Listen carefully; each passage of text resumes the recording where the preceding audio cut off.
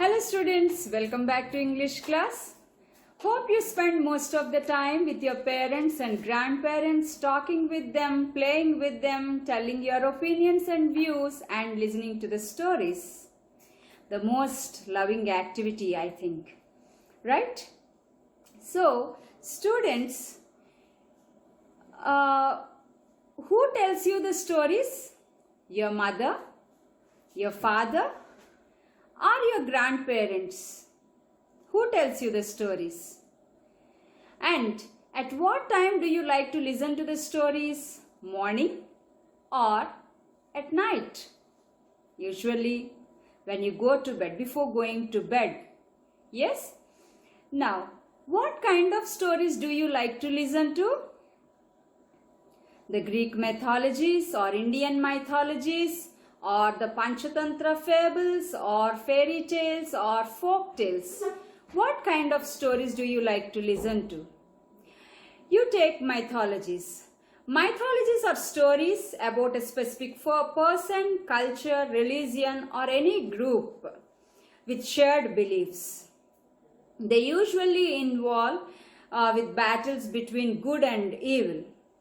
And when it comes to the fables are the narratives, the fictional narratives they are, and they mostly animals will be involved and there will be a moral and all these. And when it comes to folk tales, they are like these folk tales or stories that has been passed down from generations to generations just by a word of mouth. Yes? So, which stories do you like most? Or the fairy tales? All about imagination. The fairy tales are all about imaginations. And these stories, mostly the fables or the folk tales or anything, they involve a moral, a solution to a problem, all this. There will be a solution to some problems also, and there will be morals even. So, storytelling or listening to the story that sparks your imagination and also your creativity. Stories, reading stories or listening to the stories that spark your imagination and creativity. And mostly children, they love to listen to different stories. And here in your next lesson, that is Mother Tell Us a Story, there is an activity given here. Hope you identify all these characters. Yes? So here is a help box given, students. What you have to do is write the characters of these stories. These are all characters from different children's stories. So you have to write all the names of these characters in the blanks provided. So complete this activity, and after that here is an animation even. So go through the animation of Mother Tell Us a Story, and in our next class we are going to discuss detailedly about that story. Okay? Mother, tell us a story. Mother, tell us a story. Manza's children said when they sat around the fire at night. Manza couldn't think of a story, however hard she thought. No one else in the village knew stories. The village where these story-seeking children lived was in Zululand in Africa. People hunted for meat or tilled the land in the village. Sometimes they fished or caught crabs. The villagers who were clever with their hands wove baskets and made wooden carvings. The cleverest of them was Zenzeli, Manza's husband. He carved birds, trees, plants, flowers, and animals. However, he knew no stories. One day, Zenzeli told Manza, "Go, look for stories. I will look after our home and children." Manza thought it was a very good idea. She packed some food and kissed her children. With a basket on her head and the colorful beads on her dress swaying, Manza set out to look for stories. A hare looked at her curiously. Manza knew that the hare was a tricky fellow, but she decided to ask him if he knew any stories. You never know who can be of help. "Oh, clever hare," she said in a flattering tone. "do you know any stories?" My children want to hear stories every evening. Stories? The hare said. I know millions, but I have more important things to do. So saying, he bounded off. Manza knew he was lying. He had no stories. He was a real trickster. Then Manza met Fanny, the baboon. She was playing with her babies. Fanny, She called, do you tell your kids stories? "What are stories?" asked Fanny. I'm busy keeping my babies fed and warm. I have no time for anything else. Sighing, Manza went out. She saw an owl in a wild fig tree. Oh, owl, She called. do you have any stories for me to take home? The owl was upset because his sleep had been disturbed. You woke me up for stories? She hooted. Humans cannot live in peace and are always looking for something. She grumbled as she settled down and began to nod off again. Manza walked on sadly.